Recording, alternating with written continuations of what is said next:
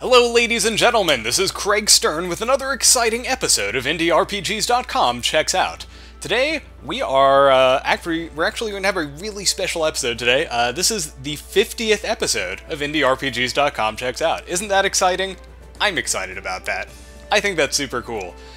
We've had a look at a lot of really cool indie RPGs so far, and this one we've actually done before, but when we looked at it, it was still in alpha. This was way back in, like, spring 2013 when we last looked at Dungeonmans.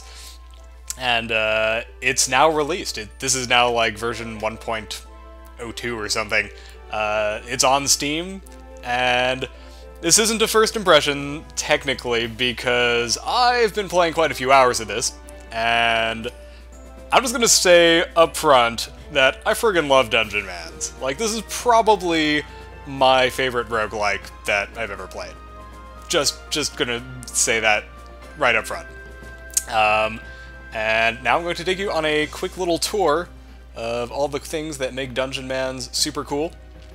For those of you who are not already familiar with Dungeonmans, it has a few things going for it that are pretty unique. One is there's persistent progress. That's something that other roguelikes have kind of started to pick up on, like Sproggywood was doing stuff to that effect, and such. But I really like Dungeonmans. Here, I'm just gonna show you my level 6 Rangermans that I've been playing with. So here we are on the overworld map, exploring around. La la la. Where are we? Oh, I know where we are. We're to the south. So basically, when you're exploring Dungeonmans, alright, as I understand it, you know, whenever you start the game, it generates a new continent for you to explore, and you always start off in the northwest, and then as you go southeast, things get harder and harder. If you look up in the top there, you'll see it says Trivial. As I go east and south, that rating goes from Trivial to Mundane, to Adventurous, to Dangerous, to, I think, Heroic after that. And basically that just lets you know, like, what level of challenge you can expect in that area of the world. So here we are at Dungeonmans Academy. I'm just going to wander around. This guy over here on the right, you can talk to when you beat enemy champions. You can return with relics called Proofs of Strength. And Proofs of Strength are super handy because they let you up your starting base stats beyond their ordinary levels. This is the Alchemist Laboratory. Basically, you can have them improve your ability to identify potions in the field by getting them more equipment. That is one of the sort of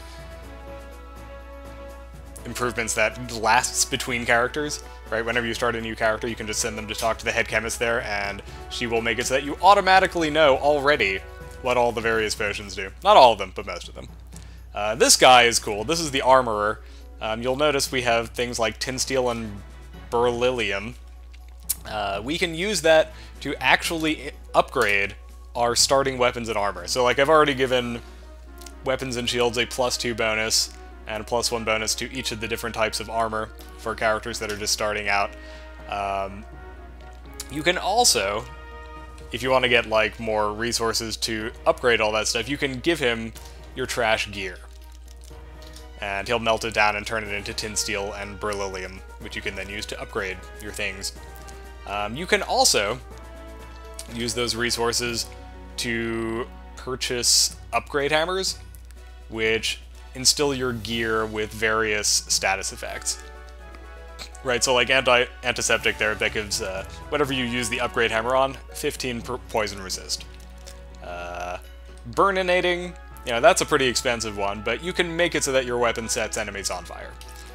Those are just a couple of examples.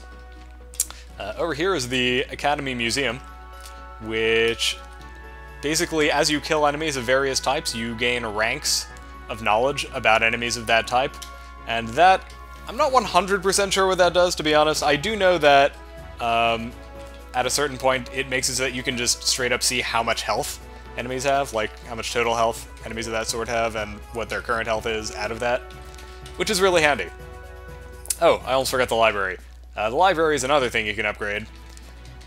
And the library is basically just like the alchemy lab, except that it helps you identify scrolls instead of potions. Super handy. Okay, so, with that in mind, there are a bunch of different character classes in the game. Then they're sort of represented by the mastery list here. So you've got your fighter-mans, right? They're really good at melee combat. You got your wizard-mans, which, you know, they have, like, fireballs and the ability to create ice walls, and, you know, they can make, like, decoys to distract enemies and such. So they're cool. My character right here is a ranger-mans. They're basically combat archers, and they're friggin' awesome. They have, like, super long range on their attacks. They have a lot of movement abilities to kind of get them out of enemies' way. And finally, there's the necromans, and the bannermans, and the southern gentlemans, which are basically, you know, necromancer, a sort of a spearman that has area of effect aura type buffs, and the southern gentlemans is basically a barbarian. So that's all pretty cool. These dungeons that say clear on them, those are dungeons that I've gone all the way through and beaten the boss, and there is nothing else for me to do there. One thing that's cool is there are a bunch of towns in the game that sell various goodies. Towns can have a what's called a prosperity level. So so this town, for instance, right, its prosperity is 2 out of a maximum of 2. That impacts the kinds of things that they have available to sell. Right, the higher a town's prosperity, the better the gear they're going to be able to sell you.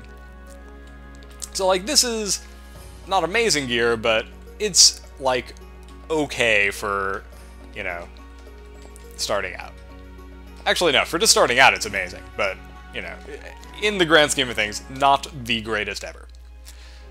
You increase town's prosperity by finding roadblocks, and I'm not sure if there actually are any I can show you, because I think I may have already killed them all. But basically, they look like little, like, forts, kind of, with, like, spiked wooden barricades and such. And you can destroy the bandits, and they will drop purloined inventory, which you can then use to go back to the towns and improve the towns, which is super nice. Let's see. Do I want to go to this one? The Forbidden Terror of Obnair? Sure. I'm going to show you a dungeon. Let's see. So, as you can see, I've already been in this dungeon. I've mapped out the first floor, and I think the second floor as well. And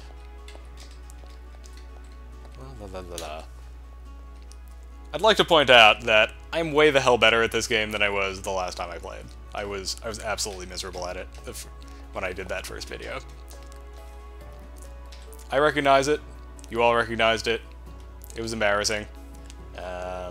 But hey, now I'm a lot better at the game, so it's all cool, right? Cool, guys? Yeah? Alright. Now, in case you're wondering who that is a random scroll salesman that I found through a secret door here in the dungeon. He has a book that I could theoretically buy, but it costs like a zillion gold, and it's going to be forever before I actually have the money to do that. So we're just going to pretend that that's not a thing.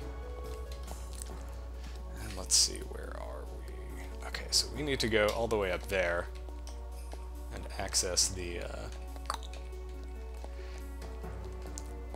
stairs down. This is actually a somewhat challenging... Oh, hello. Somewhat challenging dungeon. And now we have our first enemy. This is a bee halberdier. Not the biggest threat to me at this point. Enemies in this game, I find, unless you're, like, in an area that's way, way beyond your level... Oh, hello. It's a mysterious artifact from antiquity. I'll be taking that. Enemies in this game are primarily a problem in groups. If you don't get outnumbered, you're probably going to be okay, unless you make the mistake of awakening an ancient evil. Which I have actually done, and boy is that ever a mistake. What is that? That appears to be a mustard slime? Yeah. Nothing we can't handle. Whoa, what was that? That dealt a lot of damage. So I'm going to show you the first of our ranger's abilities here. This is the stickin' move. This is my get me the hell out of here move that lets me back up and do a bit of damage. And what is this thing? A Viridian Helmed Pounce Biter. I'm not liking the look of that. You will notice, if you look in the top here, the floor we're on is currently classified as dangerous. Presumably because this is actually kind of out of our, beyond our level here. Whoa, what was that?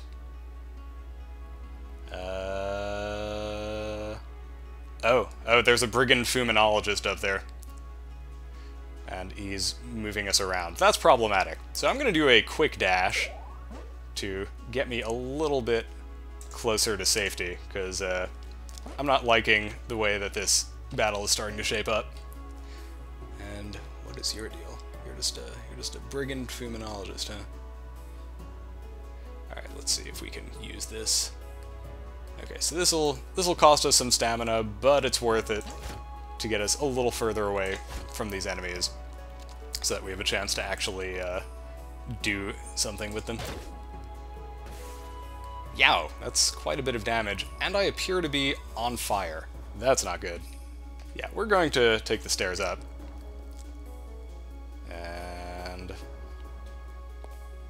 And we are no longer on fire. Whew. Yeah, that was unfortunate. So, you're going to find yourself in this game, or at least I have found myself, swapping between different dungeons, simply because going all the way down to the depths of a single dungeon results in such an absurd difficulty spike that it's just not feasible. Like, really you just need to do the top level of a few dungeons, and then once you have enough experience that you can actually survive a lower level, whoops, then you go to another dungeon. Or you go back, I should say. You go back to whatever dungeon you started with, and then you're like, hey, now I can actually go a floor deeper and not die. Right, like, if we had stayed on that particular floor, we probably would have died. The enemies were just a little bit beyond our ability to handle there. That won't be the case forever. Being patient is very important in Dungeonmans. If you are impatient, and you just charge headlong into places when you're not really ready, you will get destroyed. It will happen. And you will have no one to blame but yourself. I don't know if I actually showed you back in the Dungeonmans Academy, but there is a graveyard of all of your past characters, and my graveyard is not empty. Let's just put it that way. Alright, so this is a trivial area, right? And so this right here, right? This is a mundane dungeon, right? Theoretically, this should be, like, at our level. In actuality, however, once you go down a few floors, it is no longer mundane. And if I remember correctly, this is one where I accidentally unleashed an ancient evil. One that seemed pretty well primed to completely kick my ass. So I'm a little hesitant to go venturing back into this one, but hey, who knows? Maybe we're tough enough to take it now. See, you notice how that top floor was mundane and now already we're at adventurous? Now we go down another floor, and oh, yeah, there he is. Oh my god. Ancient King Drogpom the Sharp. You'll notice that his difficulty rating is not mundane, not adventurous, not even dangerous. His rating is heroic. What that means is we're going to go back upstairs because he's probably going to kill our asses if we stay around.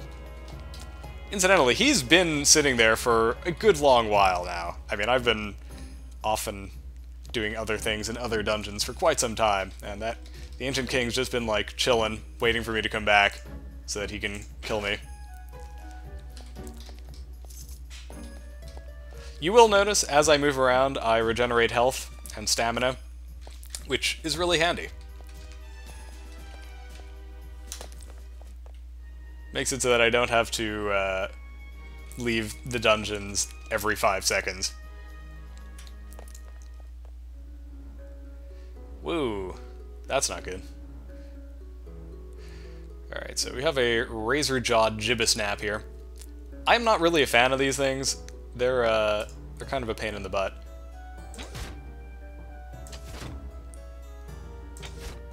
They take a lot of punishment,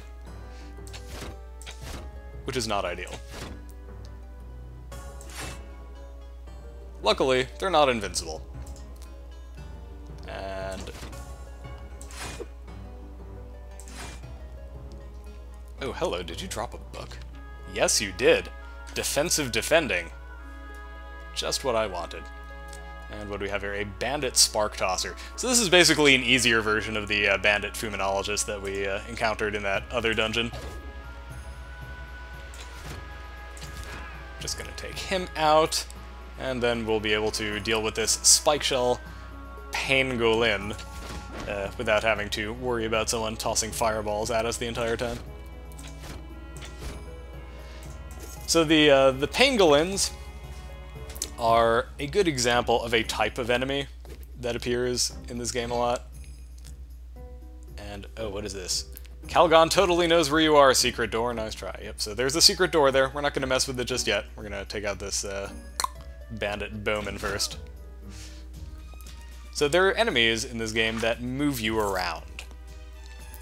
There is the... I think they're just called the punk chain banger or something like that. And they drag you, which sucks a lot. Especially if you're a ranger, or a wizard, or some other class that depends upon not being right next to the enemy all the time.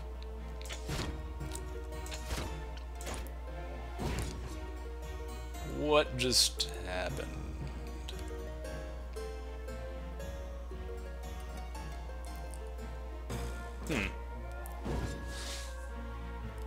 How strange.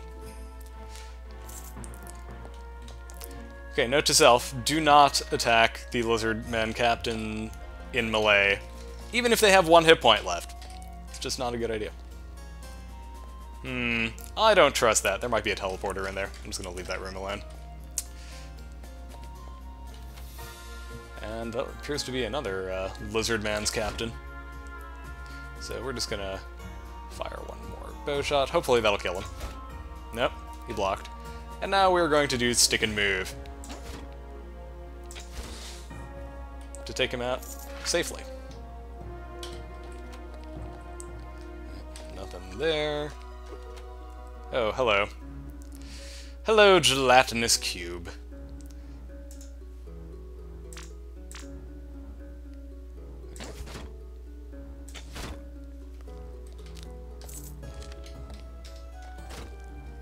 Oh, I do hate how they make me bleed. It's annoying. Luckily, if you're not super low on health, bleeding is something you can kind of walk off. Also, I have like a zillion potions that deal with it, but the situation is not generally so dire that I find it necessary to use them. And here we have some bees. Let's take these guys out. So these things, these door spikes, are theoretically really helpful, but I haven't really had occasion to use them that much in the game. Basically, they close doors so enemies don't come through them and reinforce other enemies. Yeah, another one of these empty rooms that presumably has a teleporter in it, because why else would that be there?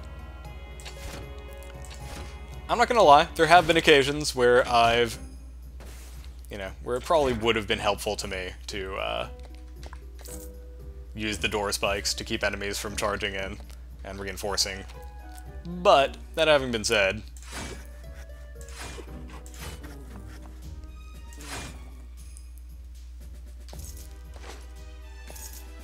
by the time I realize that it's time to use them, it's usually too late.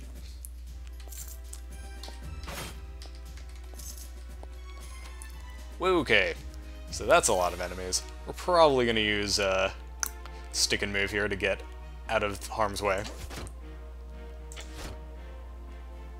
And maybe we'll use this to assist us. You do quite a bit of damage, don't you, gelatinous cone? Alright, let's use stick and move.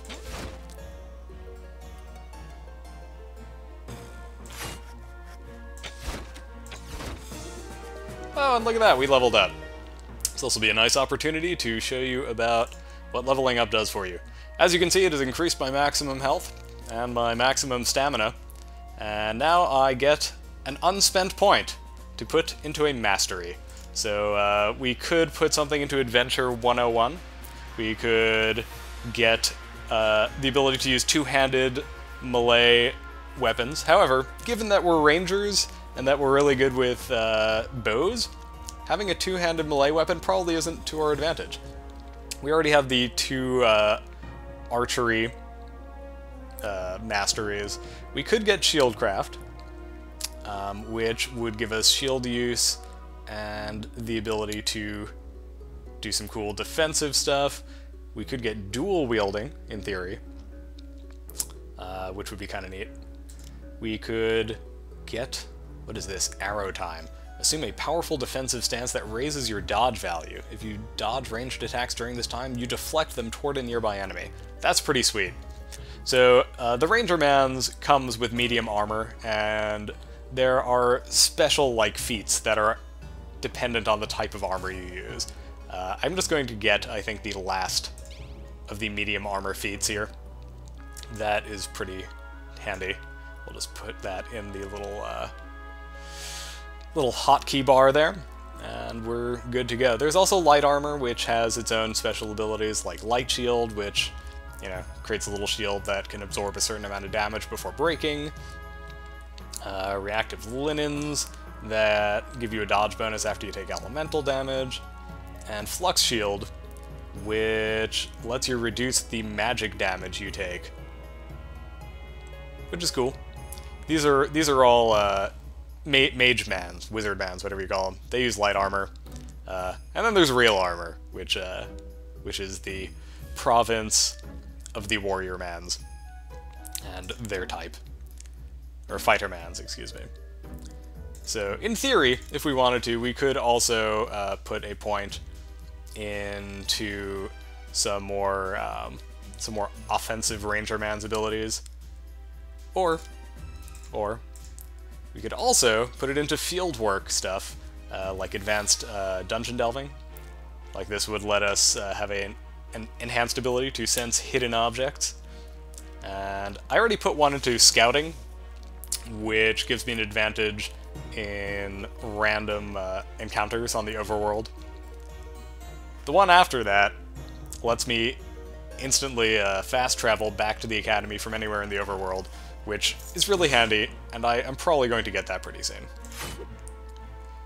As you can see, my Ranger Mans is unusually effective in melee, given that he's a primarily ranged unit.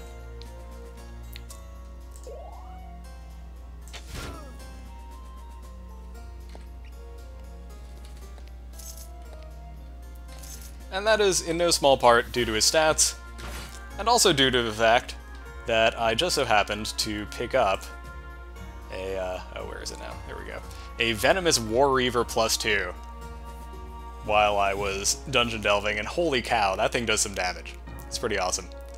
My main bow is a Prance Elf Longbow +2, which does not do quite as much damage, but is still pretty effective, and given that it can shoot like half the screen away, I do end up using that for most engagements.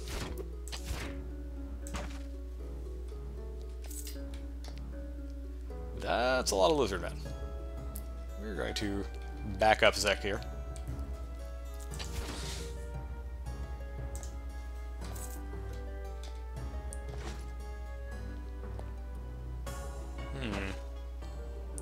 Where did those guys go? I see you. There you are. The one we really have to be careful about is this guy here, the Lizard Man's Brute. They have a ton of health, and they deal a lot of damage with their attacks. Luckily, they're very slow. You can get off like 2 or 3 attacks for every one of theirs, generally.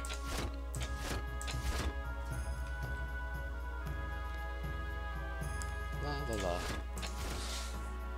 And that's the end of you.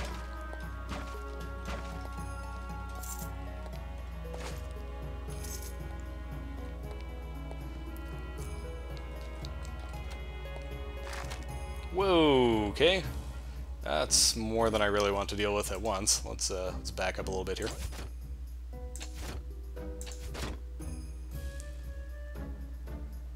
We could probably kill this thing in one attack, but why risk it? There we go.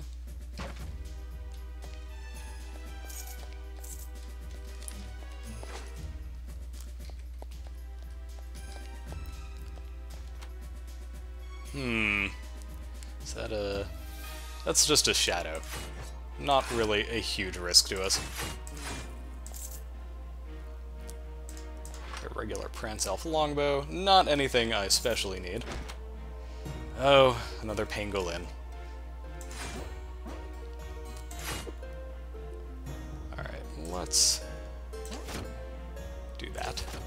I do not want to get poisoned, if at all possible. And those particular dudes, if I'm not mistaken, do in fact poison you. And we're just going to rest a couple turns, and now we will see what lies below. Is that an assassin? It is. Assassins are basically harder versions of those dudes that we fought below. As you can see, he took a lot more damage, and dealt a lot more damage. Oh, hello. Who is that? Sharpshooter, huh? So far we've only been dealing with brigands. I don't like the look of this sharpshooter. Let's use a Shellbreaker shot to reduce his ability to tank damage. Okay, that wasn't too bad.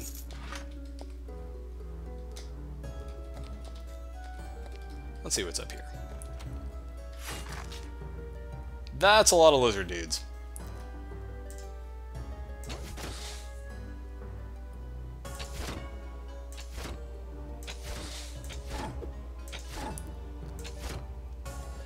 Whoa!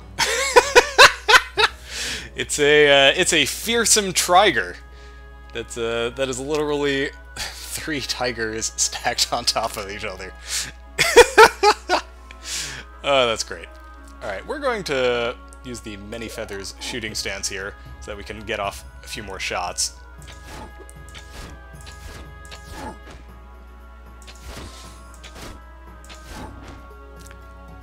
And that has just saved us a lot of trouble, because we've taken out multiple enemies at once, while taking comparatively little damage.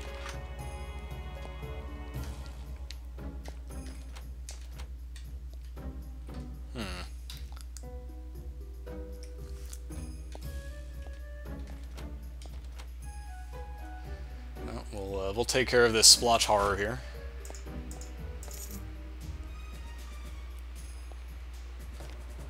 Whoa, it's a boss! Alec Fast Fingers Carson. You picked the wrong line of work, Dungeonmans. You could have been rich. When I kill you, I'll take your stuff, and then I'll be rich. Oh, man. I love the dialogue in this game. Alright, so we're gonna need to take this dude out at a distance, because he is probably gonna kick our ass otherwise.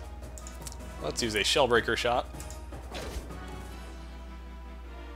Whoa. What is that? That's just a brigand. And... okay. Next, we're going to follow that up with a power drive, This is a very high damaging attack that also happens to have the benefit of pushing us back a space when we use it.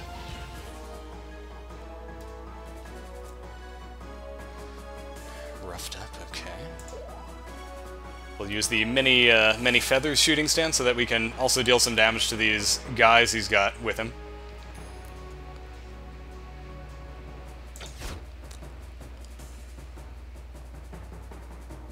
I want to stay out of the way of this Pangolin because they have the unfortunate effect of whacking you back to wherever they attacked from, and that will put us right next to those guys, where we really super don't want to be. So we're going to retreat a bit here.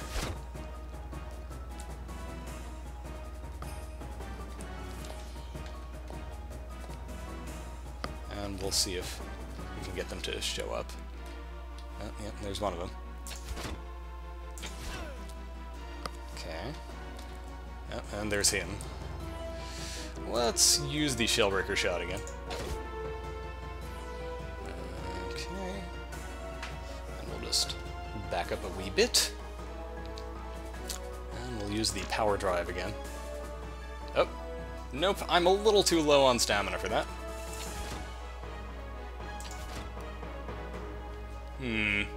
Still only roughed up. That's not encouraging.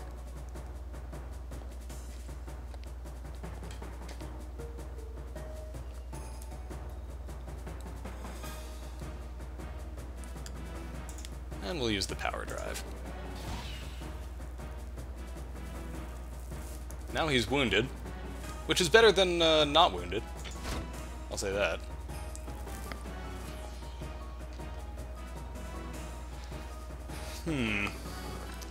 I wonder if I have any potions that would allow me to tank him in melee. This may be a bad idea, but we're close to the stairs, so if we start getting completely screwed, we can run away, hopefully. Let's take a lesser champion's potion.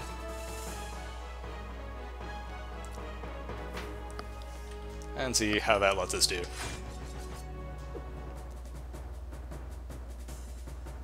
Okay, that wasn't too terrible. Let's see if we can hang tough for another couple of rounds here.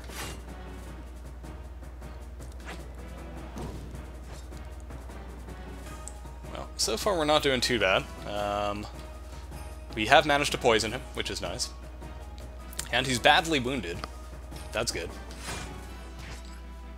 As of right now, I'm feeling pretty good about our chances.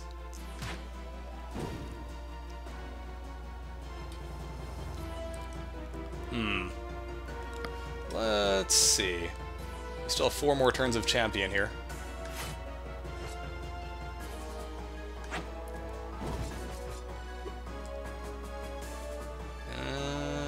Two more turns. How's he doing? Almost crushed. Let's finish him off.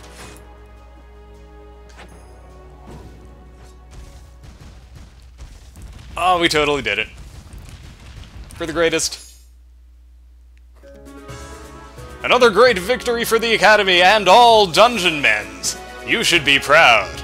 Now go pick up whatever that cut-rate trash mob dropped. Yeah. And so, in theory, we should probably run away, because there's a lot of enemies here, but we have this handy-dandy portal available right here. That will get us right the heck out of trouble.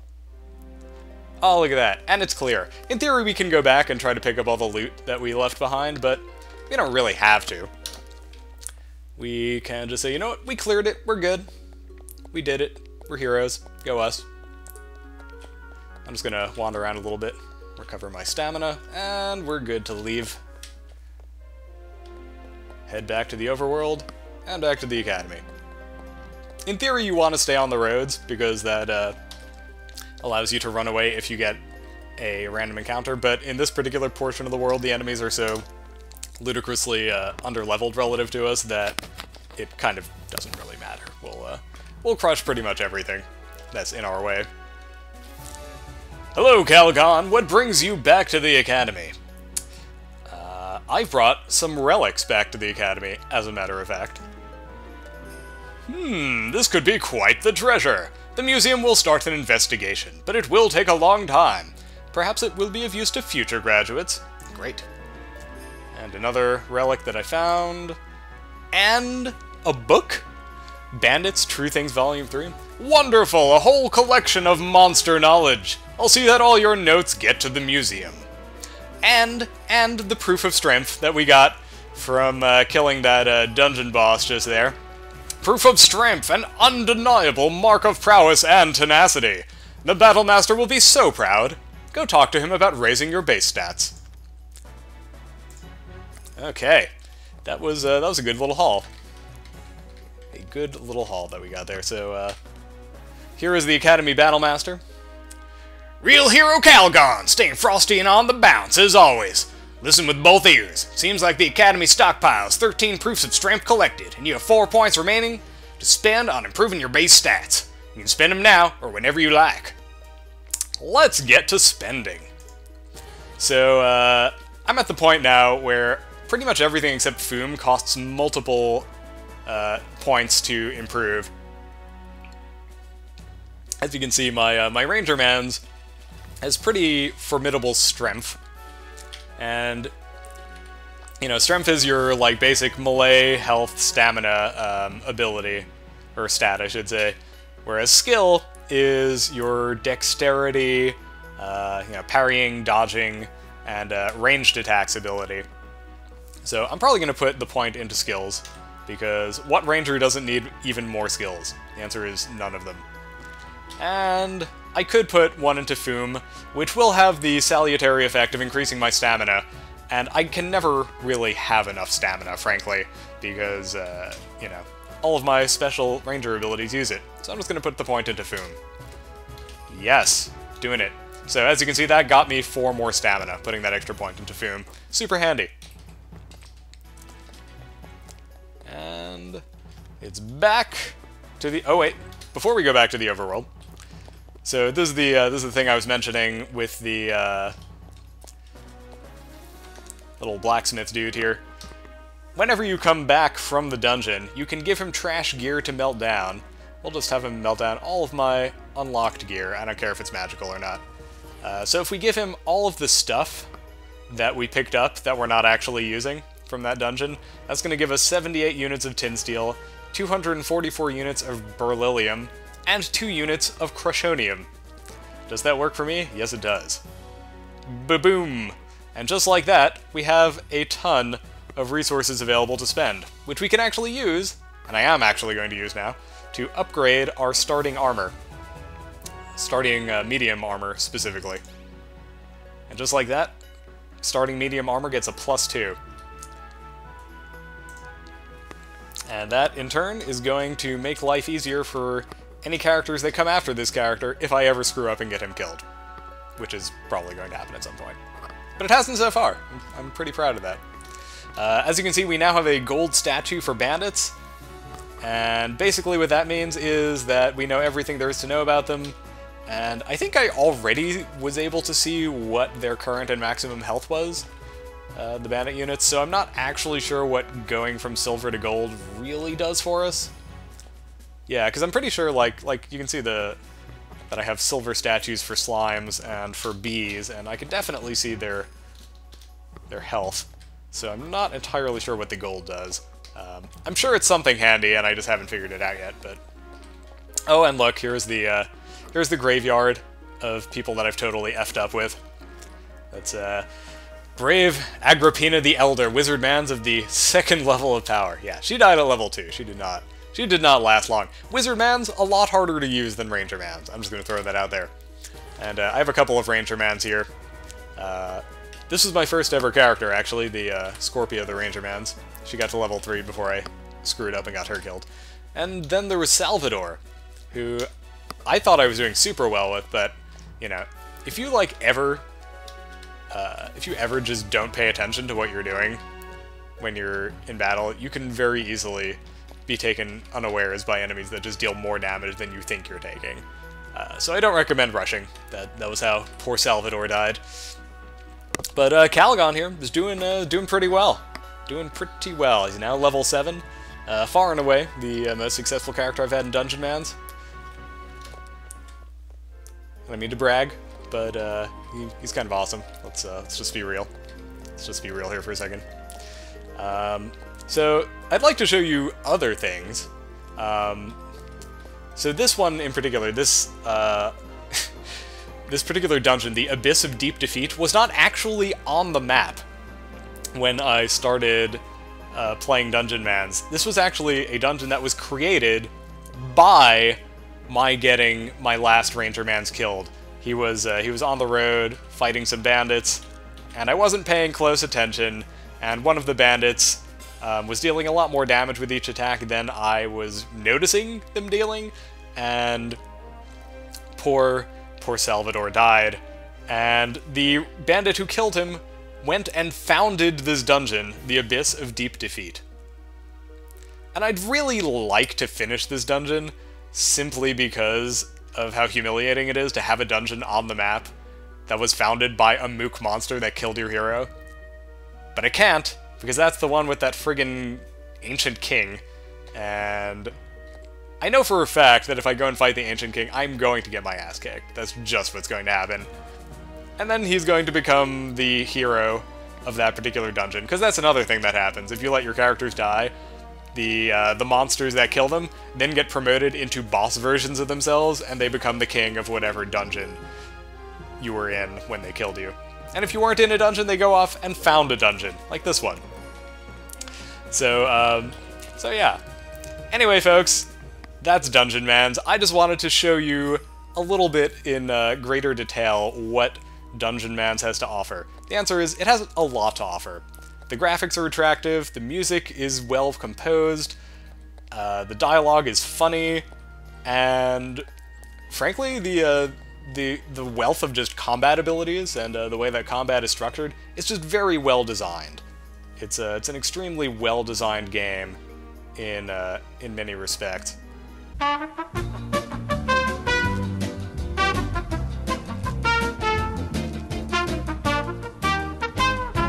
We're back now. Sorry about that. That was strange. Basically, Steam decided that it desperately needed to give me a notification about something, which caused Dungeonmans to minimize and then crash. So, well done on that, Steam.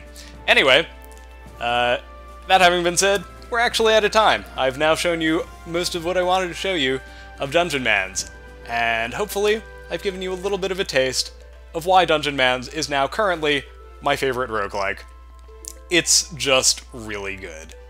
And, you know, given how good it is, it's not that expensive. I think it's like, what, 15 bucks on Steam? Totally worth it. Just my 2 cents. Anyway, guys, I hope you enjoyed watching me introduce you to Dungeonmans, and I hope you will stick around and watch some more videos. As I mentioned earlier, this is the 50th video. There are quite a few games that I've now checked out, and hopefully you have a chance to go through and watch them all and learn more about the exciting world of indie RPGs.